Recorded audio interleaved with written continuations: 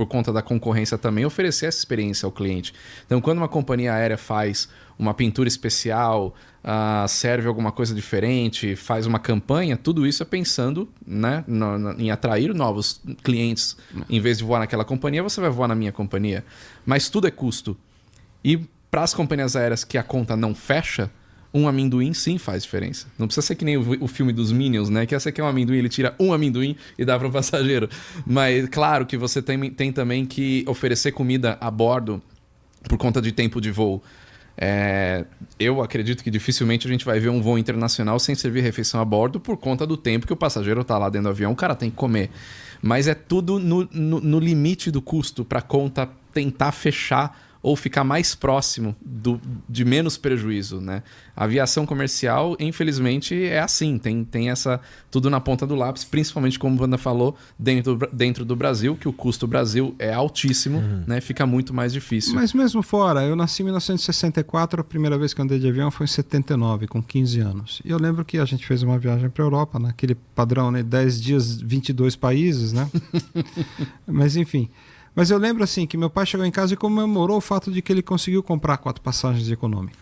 Porque realmente era comparados os preços... Assim, comprar as passagens já era mais da metade do custo da viagem. Então a turma reclama do custo hoje, ok, mas volta o relógio para aquela época. Mas a aviação está muito mais acessível. Muito mais. Muito a gente mais está com gente 100... voa.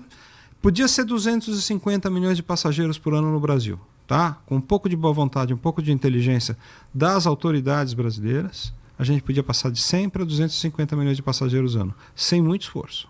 Aí não ia ter infraestrutura, ok, a gente ia ter que fazer um investimento global, pensar nisso de maneira geral. Todo dono de companhia sabe que o jeito de ficar rico, ganhar dinheiro e fazer a empresa progredir é reduzindo o custo unitário da passagem. Reduz o preço da passagem que mais gente vai comprar. Os donos não deixam de reduzir o custo por ganância, é porque não dá. O Brasil tem uma base de custo que faz com que o mínimo que você pode cobrar para não perder dinheiro seja mais elevado do que os donos gostariam. Eles não são idiotas. E dá prejuízo. Né? E ainda assim você fica... Mas e outra coisa, você fala assim... Não, só para concluir. Tem uma coisa assim que você fala... Tá, esse é um problema do Brasil? Vou te dar uma informação, Igor. É informação, não é chute, tá? Antes da pandemia, a margem histórica da aviação comercial mundial, de quando decolou o primeiro voo em 1908 da DELAG, foi a primeira companhia aérea comercial da história, uma empresa alemã que voava dirigíveis e os Zeppelins, foi a primeira empresa aérea da história, antecessora da Lufthansa, a DELAG. Do primeiro voo da DELAG ao último voo que está pousando agora em Congonhas, antes da pandemia, a margem histórica da aviação era de 0,5% negativo. Ou seja, de cada 100 unidades monetárias, R$100, que as companhias aéreas vendiam no mundo todo, o resultado econômico e financeiro para as companhias era perder 50 centavos. Então, se um setor trabalhou praticamente quase mais do que 100 anos e não aprendeu a ganhar dinheiro, tem alguma coisa errada aí, né? Você fica 100 anos batendo pênalti, né? Você bate 100 vezes e a bola não entra em nenhuma. Cara, vamos trocar de batedor? Não, é porque o setor é inerentemente difícil. Você não controla mais da metade dos teus custos, não tem a menor maneira de controlar, você está passível de enfrentar coisas não previstas. Guerras, problemas geográficos, físicos, erupção de um vulcão, alagamento e fechamento de aeroporto. Né? Isso não cabe em business plan nenhum de companhia aérea. Não dá para prever tudo isso. A máxima desvalorização de moeda, um ditador que assume, fecha um aeroporto, uma região, um poder, estoura a guerra na Ucrânia, você tem que desviar, não pode passar por cima. Não há oráculo, não há bola de cristal que consiga prever tudo isso. Então, como você está numa indústria em que você não tem como prever, não tem como controlar mais de 50% dos custos, e ainda por cima, né, você tem ciclos muito longos, né, entre aquisição e recebimento do produto, vamos dizer que a gente vai montar um restaurante, eu e você, vamos abrir uma churrascaria, porque eu já sei que você não gosta de peixe. Então eu vou amanhã no Ceasa, no Ceagesp, e eu compro 20 quilos de carne e à noite eu estou servindo.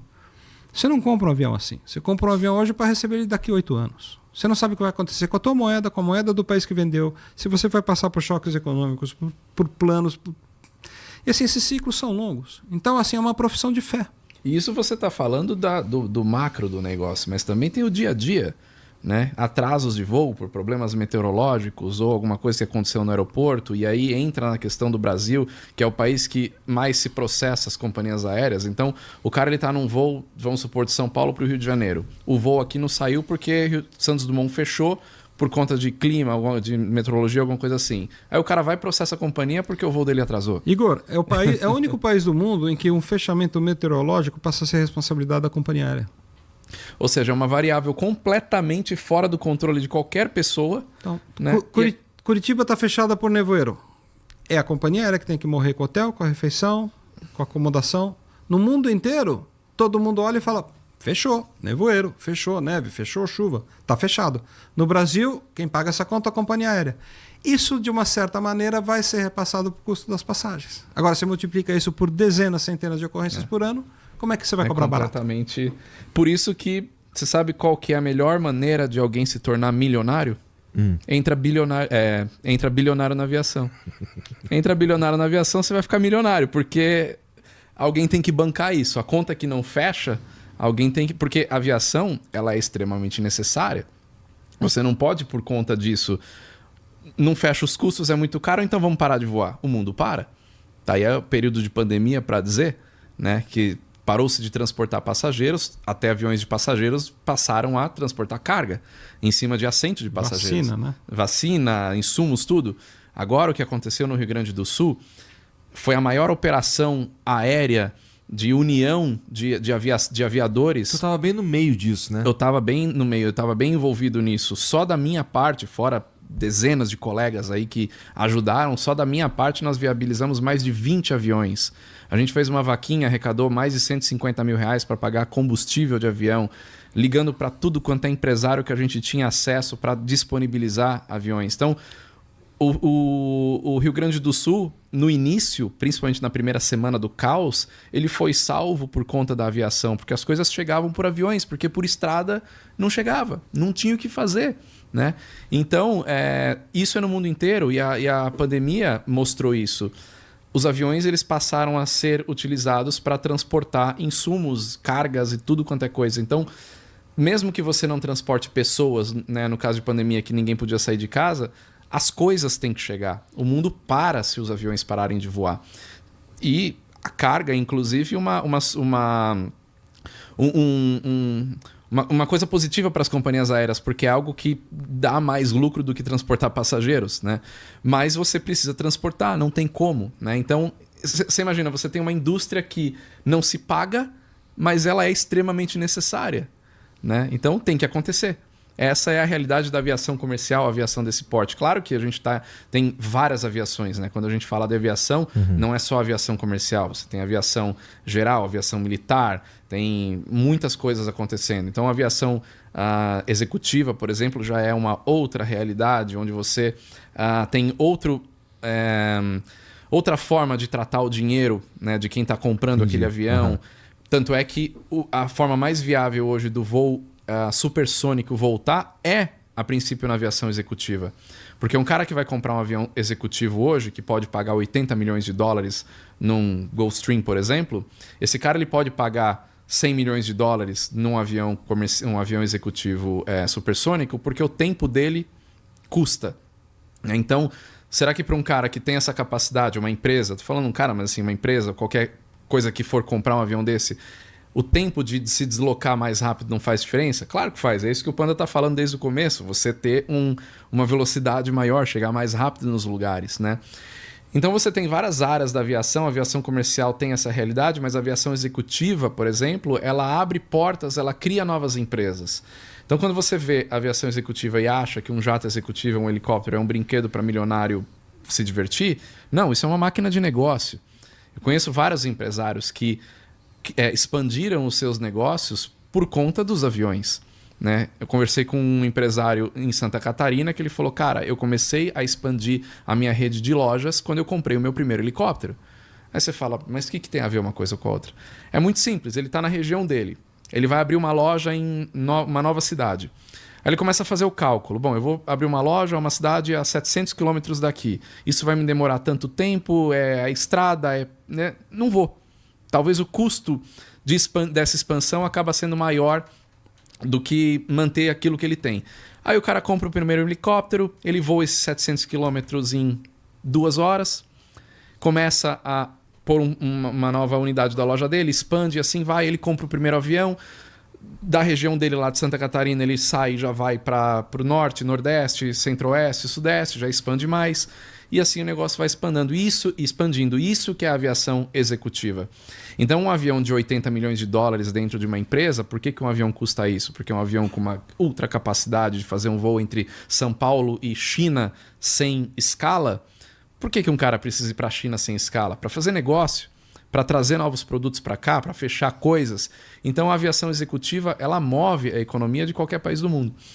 Então quando isso é entendido pelas pessoas, pelos governos e incentivar isso a acontecer, você tem uma economia crescendo também por conta dos aviões executivos. Em São Paulo, que você tem a maior frota de helicópteros voando no mundo, boa parte desses helicópteros nem é da aviação executiva, boa parte desses helicópteros é de serviços públicos. Bombeiro, polícia, até emissoras de televisão cobrindo o trânsito, cobrindo o que está acontecendo. Então, essas aeronaves elas são extremamente importantes para o funcionamento.